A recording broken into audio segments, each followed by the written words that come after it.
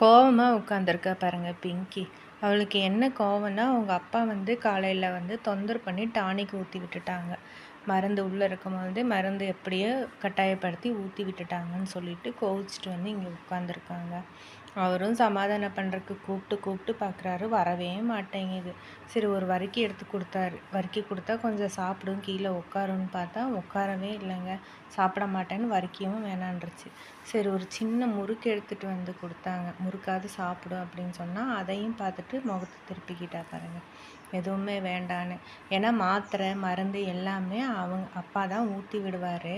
அதனால அவர் மேல கொஞ்சம் கோபம் பாருங்க. மாத்திரை, மருந்து இழுத்து ஊத்தி விட்டுட்டாங்கன்னு சொல்லிட்டு, என்ன குடுத்தாலும் வாங்க மாட்டேன்து பாருங்க. சின்னதா ஒரு முறுக்கு, பிஸ்கெட்டு எது குடுத்தாலும் வாங்க மாட்டேன்து. எனக்கு எதுவுமே வேண்டாம் போங்க அப்படின்ற மாரியே சொல்லிட்டு வர்றா பாருங்க. என்ன ஒரு கோபம் பாருங்க அவளுக்கு.